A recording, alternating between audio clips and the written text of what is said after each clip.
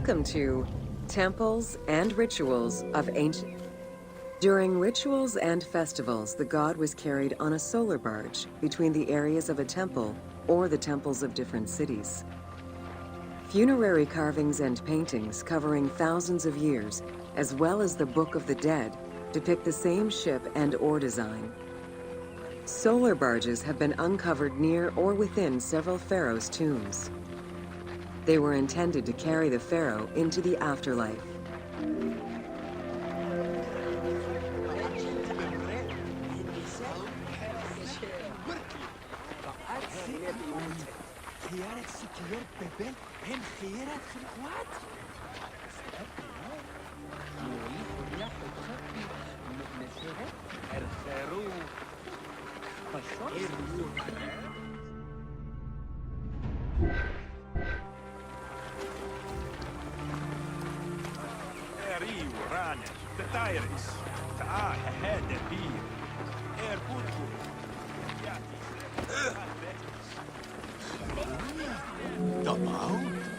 Ancient Egyptians believed that Ra, the sun god, traveled the skies in a boat known as the solar barge. The solar barge was believed to cross over to mythological lands.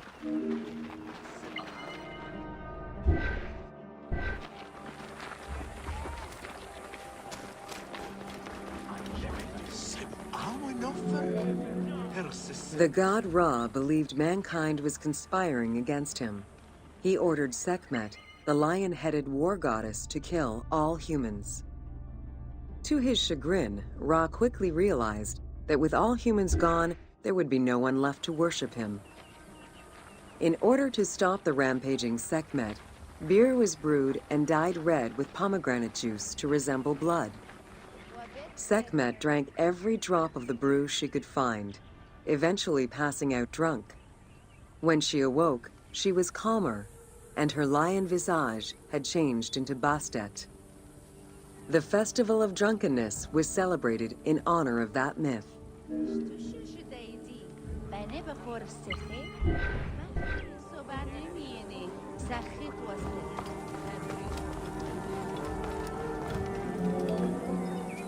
Unlike the daily rituals that took place in the temple and were performed by priests, festivals allowed the entire population of the city to participate. Festivals helped mark the passing of the seasons in the agricultural calendar. In reflecting the cycles of life, festivals offered a sense of consistency and structure for the regular citizens, thus reinforcing the sense of order that pharaohs were to provide for the citizens of Egypt as part of their godly duties.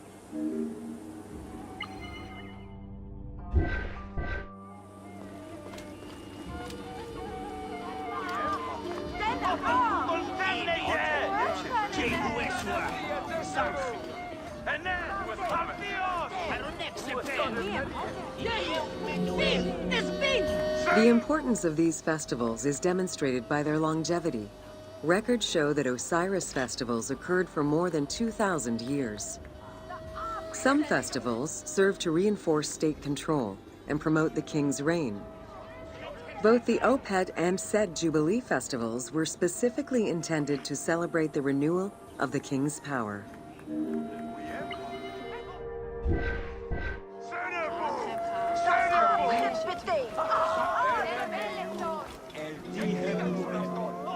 The temple hierarchy consisted of high priests, several types of priests, scribes, and servants. The high priest was known as the prophet. Some divinities had up to 4 prophets, and they were the ones to perform the most advanced and complex rituals.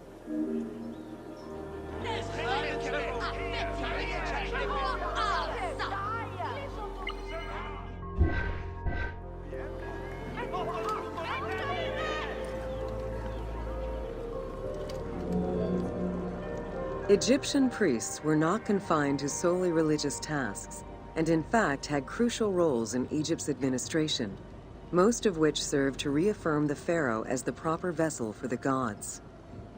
Their focus within the temple was centered on the proper conduct of daily divine rituals, rather than as custodians of dogma or the indoctrination of individuals.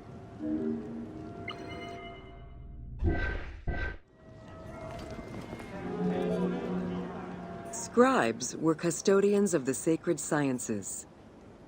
Some priests were associated with the funeral rites and were considered the group with medical knowledge. The servants of the Ka were low-ranking priests who carried food and offerings in funerary rituals.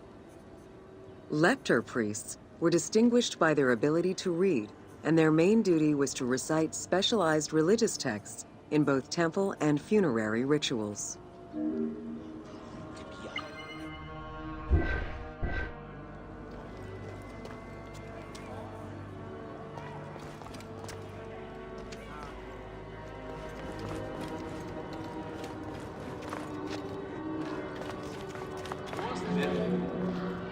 Priests and all the officials who served the temple worked only 3 months a year, with each period separated by a quarter of inactivity, at least within the temple compound. Each outgoing group handed over the temple and their tools to the newcomers. Only the high priesthood remained in permanent office within the temple.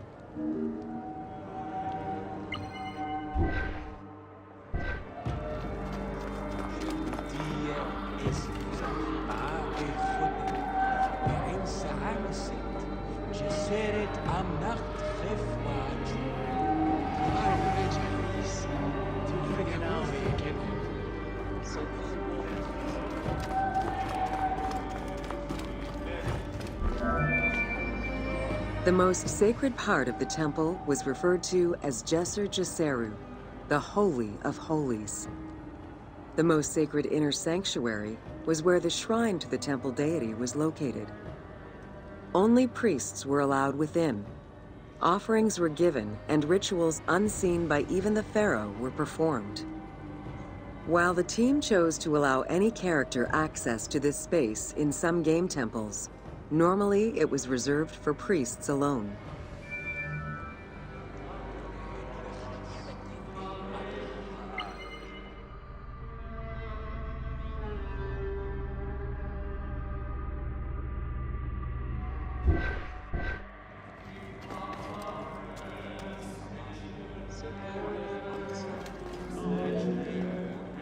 Pharaohs and their priests often chose the site of these sacred temples because of some mythological connection or an alignment with the cardinal points and certain stars.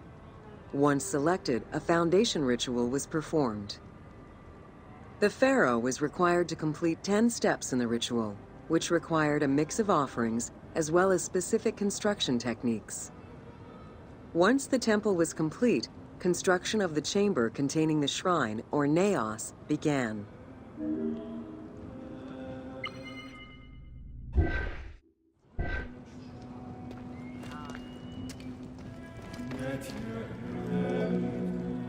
The naos was where the god statue stood. The representation of the deity was usually in stone or wood and decorated with gold, silver, and precious stones. Smaller temples had only one naos, while larger complexes, such as the Temple of Karnak, had many chambers to honor gods, such as Amun, Ptah, and Osiris. Each statue was believed to be a receptacle for the presence or essence of the god's Ka, enabling it to take a physical form. Through the statue, the god came to the shrine to eat, drink, and communicate with the pharaoh, or with the priests standing in for the pharaoh,